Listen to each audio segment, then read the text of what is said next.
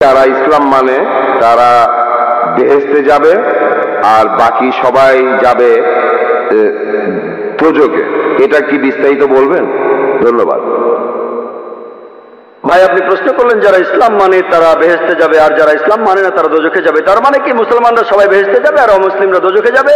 ভাই, কি করলে বেহেশতে যাবেন সেই কথাটা রয়েছে সূরা আসরে 1 নম্বর আয়াত থেকে 3 নম্বর আয়াতে বলা হয়েছে, ইন্নাল ইনসানা লাফি খুসর ইল্লাল্লাযিনা আমানু ওয়া আমিলুস সলিহাতি ওয়া তাওয়াসাউ বিল হাক্কি ওয়া তাওয়াসাউ বিস সাবর। মহাকালের শপথ, মানুষ জাতি অবশ্যই ক্ষতিগ্রস্ত তারা বাদে যারা ঈমান আনে, যারা সৎকর্ম করে, যারা মানুষকে সত্যের উপদেশ দেয় অর্থাৎ দাওয়া, আর যারা মানুষকে ধৈর্যের উপদেশ দেয়। কোন মানুষ বেহেশতে যেতে চাইলে তার 4টা জিনিস লাগবে: ঈমান, বিশ্বাস, ইসলামের স্তম্ভগুলির মধ্যে একটা সৎ পথে কাজ, মানুষকে সত্যের উপদেশ দেয়া আর মানুষকে ধৈর্যের উপদেশ দেয়া। এই 4টা জিনিসের একটাও বাদ গেলে স্বাভাবিক পরিস্থিতিতে আপনি বেহেশতে যেতে পারবেন না। শুধু আপনার নাম আব্দুল্লাহ, মোহাম্মদ, সুলতান বা জাকির হলে আপনি বেহেশতে যেতে পারবেন না। শুধু মুখে মুসলিম দাবি করলে বেহেশতে যাবেন না। আমি আমার লেকচারেও বলেছি, পবিত্র কোরআনে সূরা আনকাবুতের 2 নম্বর আয়াতে উল্লেখ করা আছে, আমি ঈমান এনেছি কথা বললেই, আমি মুমিনের কথা বললেই তোমরা কি মনে করো তোমরা বেহেশতে যেতে পারবে? আল্লাহ তোমাদের অবশ্যই পরীক্ষা করবেন। তাহলে নিজেকে মুসলিম দাবি করলেই আপনি বেহেশতে চলে যাবেন না। যে লোকটা ইসলাম ধর্ম পালন করে, ইসলাম শব্দটা এসেছে আরবি শব্দ সালাম থেকে, যার অর্থ শান্তি। এর আরেকটা অর্থ ঈশ্বরের কাছে নিজের ইচ্ছাকে সমর্পণ করে দেয়া। যে লোক আল্লাহর কাছে নিজের ইচ্ছাকে সমর্পণ করে দেয় সেই হলো মুসলিম। তাহলে যে লোক ঈশ্বরের কাছে নিজের ইচ্ছাকে সমর্পণ করে, তার নাম যাই হোক না কেন, সে বেহেশতে যাবে। তাহলে বেহেশতে যেতে হলে ঈমান থাকতে হবে।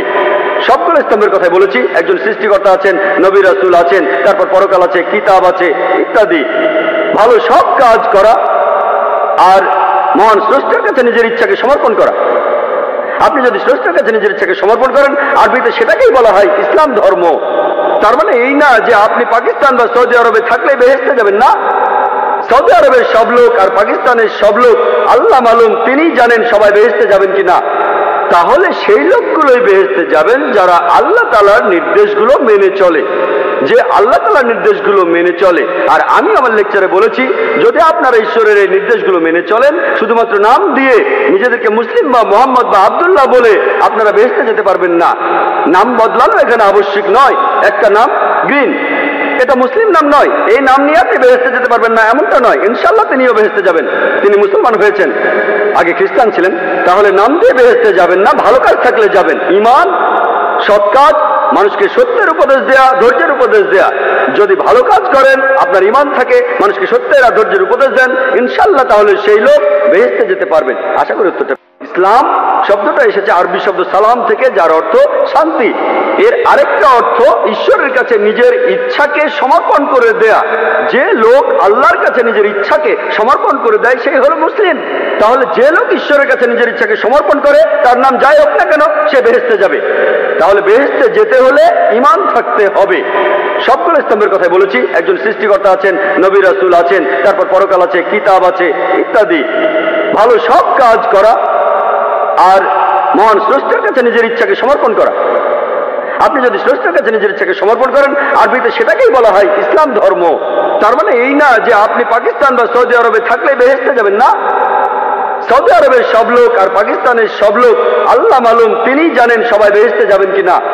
তাহলে সেই লোকগুলোই বেহেশতে যাবেন যারা আল্লাহ তাআলার নির্দেশগুলো মেনে চলে, যে আল্লাহ তাআলার নির্দেশগুলো মেনে চলে।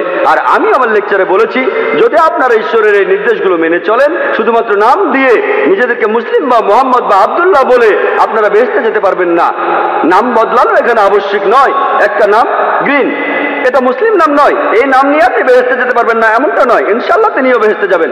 তিনি মুসলমান হয়েছেন, আগে খ্রিস্টান ছিলেন। তাহলে নাম দিয়ে বেহেশতে যাবেন না, ভালো কাজ থাকলে যাবেন। ঈমান, সৎ কাজ, মানুষকে সত্যের উপদেশ দেয়া, ধৈর্যের উপদেশ দেয়া। যদি ভালো কাজ করেন, আপনার ঈমান থাকে, মানুষকে সত্যের আর ধৈর্যের উপদেশ দেন, ইনশাআল্লাহ তাহলে সেই লোক বেহেশতে যেতে পারবেন। আশা করি উত্তরটা পেয়েছেন।